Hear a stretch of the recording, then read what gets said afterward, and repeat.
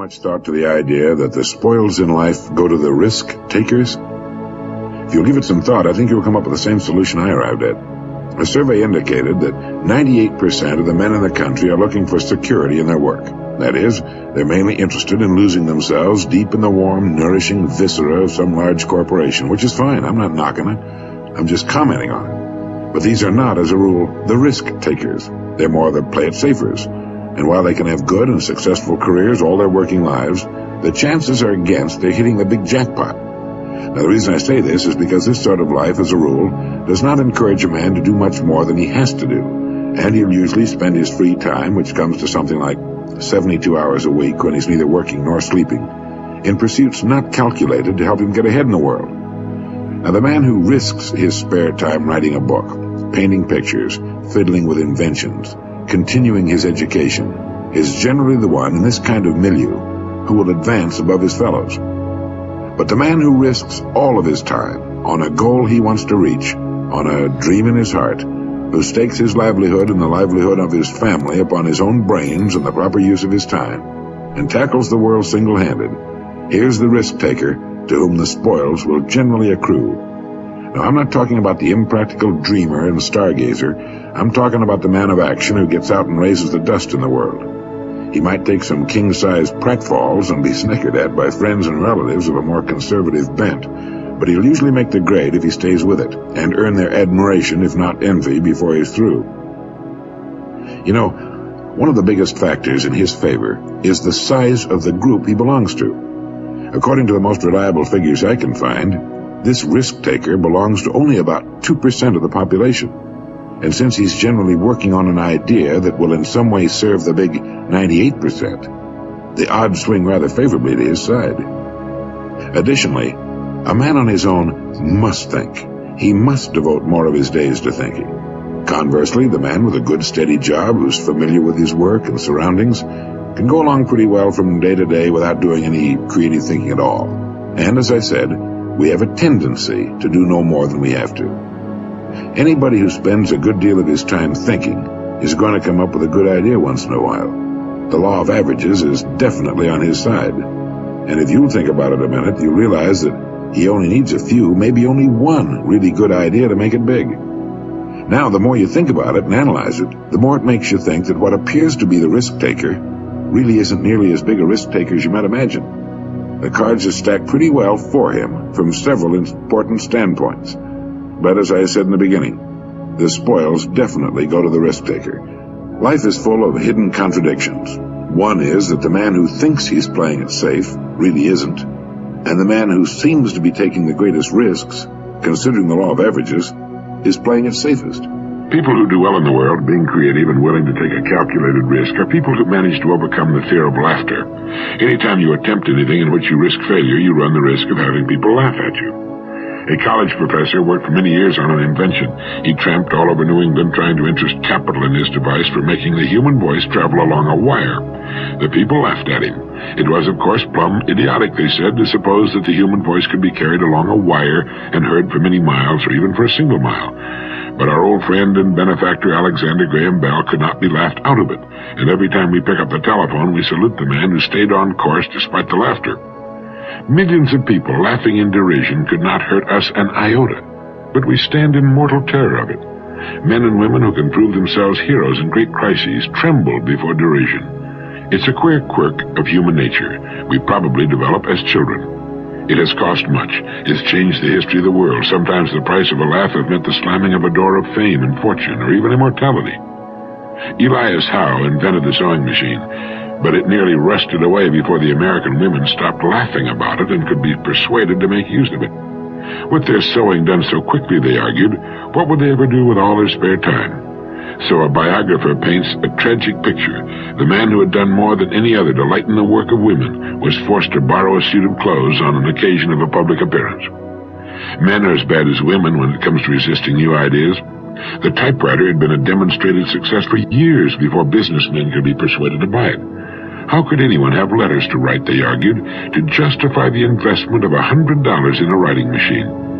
Only when the Remingtons sold patent rights to the Telegraph Company and two groups of salesmen worked in competition was the resistance finally broken down. Xerography faced the same kind of problem when it was first introduced, and other inventions have had similar battles. Here's an extract from a notebook of Robert Fulton, who invented the steamship, who changed the world from sail to steam on the oceans of the world.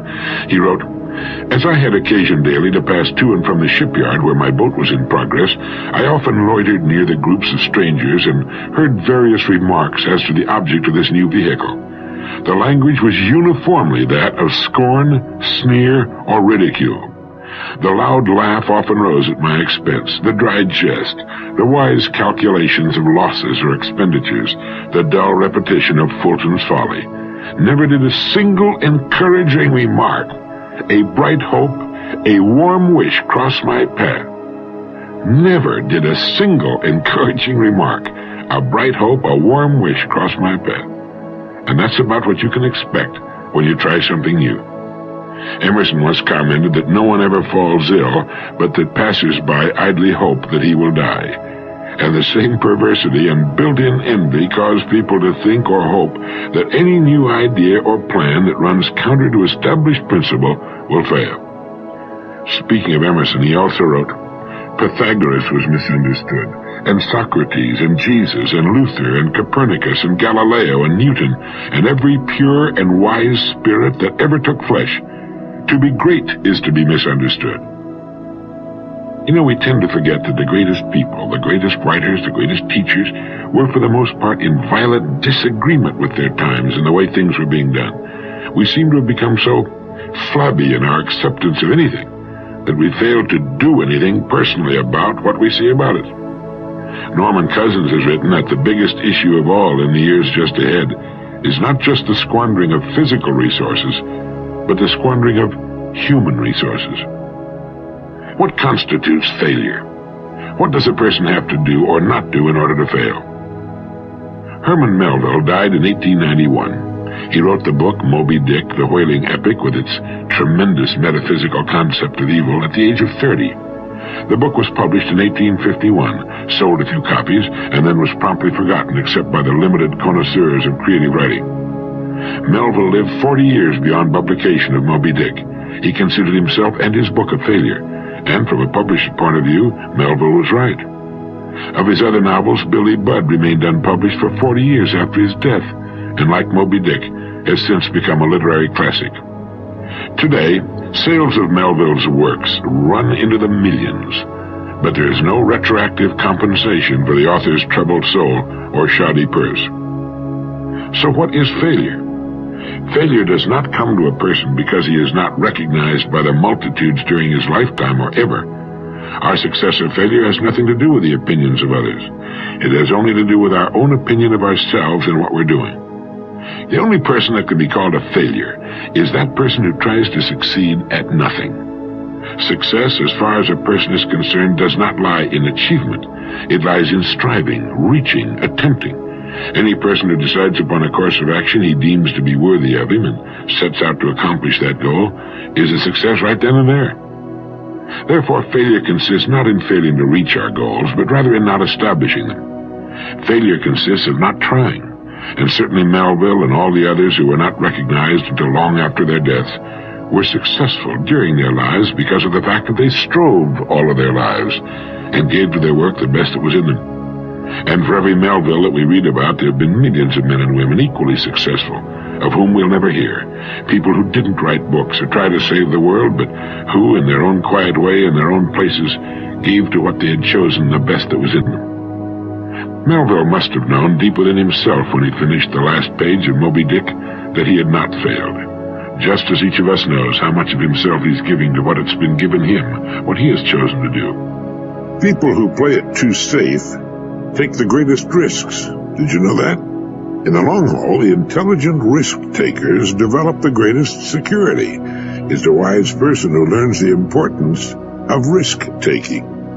During World War II, psychologist E. Paul Torrance made a study of United States aces flying in the Pacific Theater of Operations. He reported that the most salient characteristic of the ace was his risk-taking ability. Throughout his life, he had kept testing the limits of his abilities, and the life histories of these men showed that they were highly resistant to accidents, and in combat they suffered fewer casualties than pilots who were inclined to play it safe.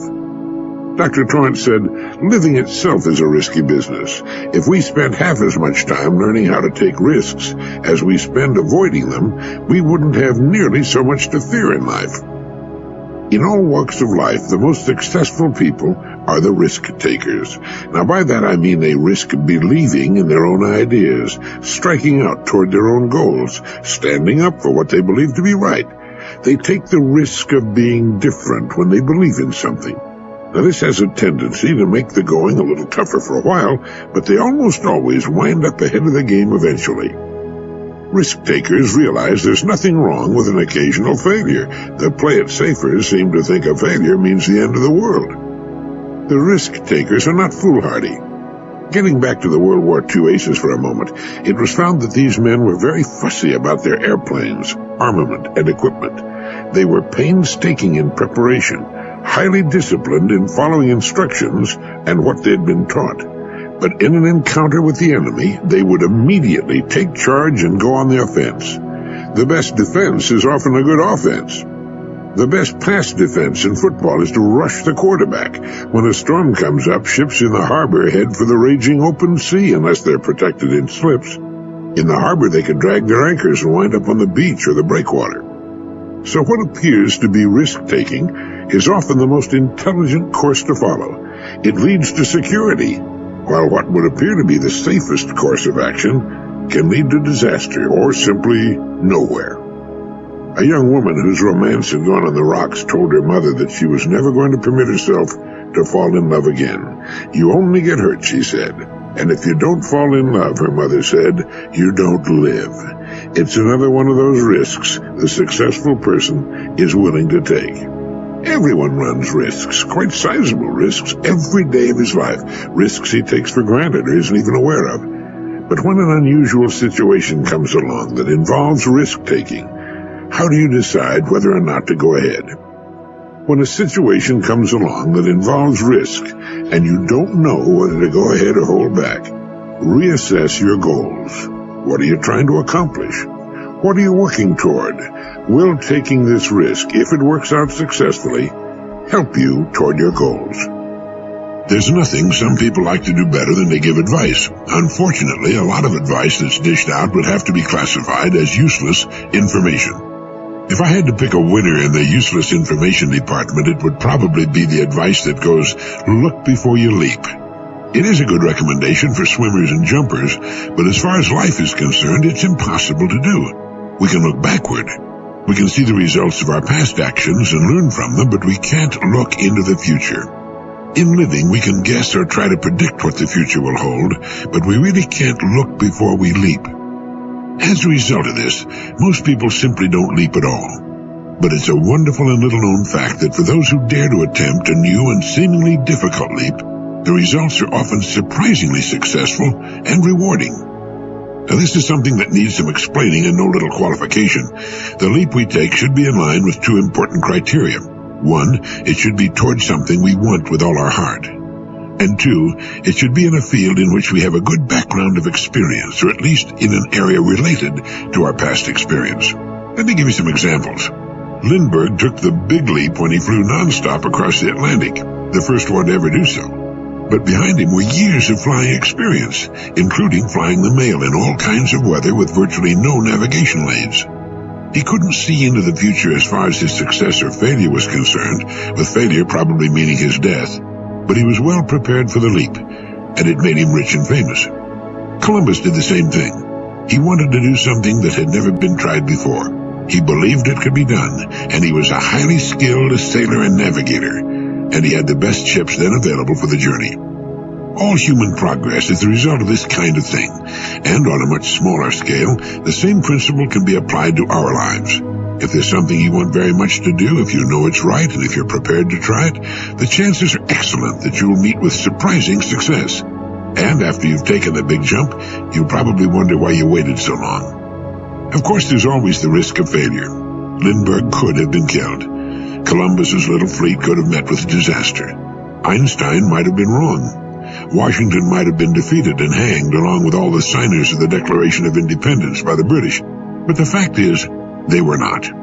It brings to mind again the great lines spoken by Thucydides in his funeral speech for Pericles.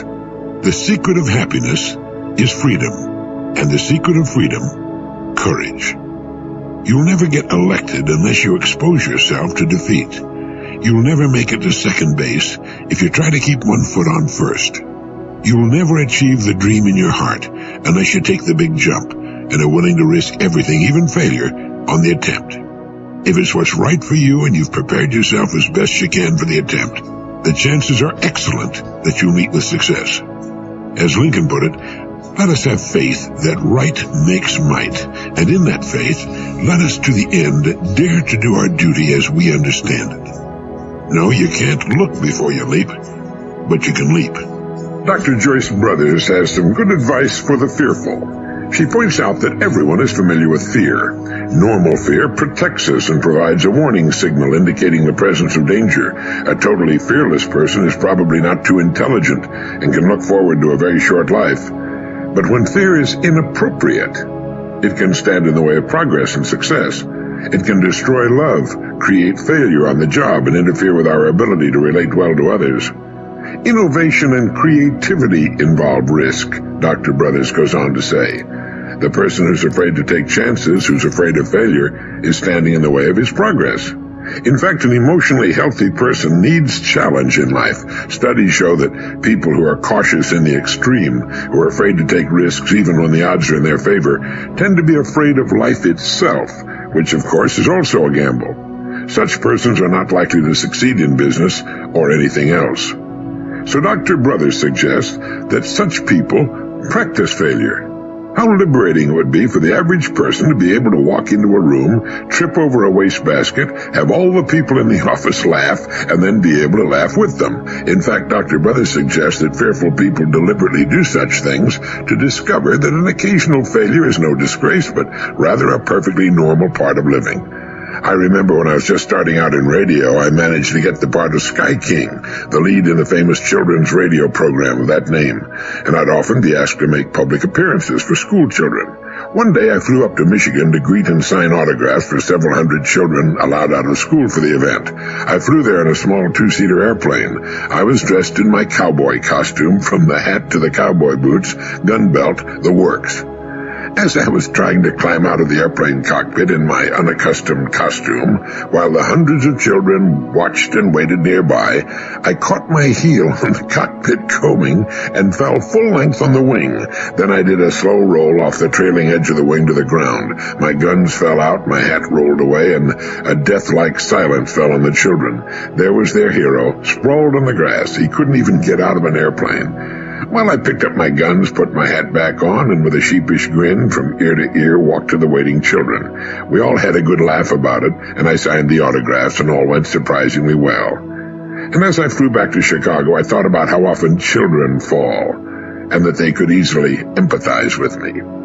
Don't lose your sense of humor, and remember that even though they may laugh, people are kinder and more forgiving than we generally give them credit for being. Risks and pratfalls are a part of life. So is an occasional failure in other ways.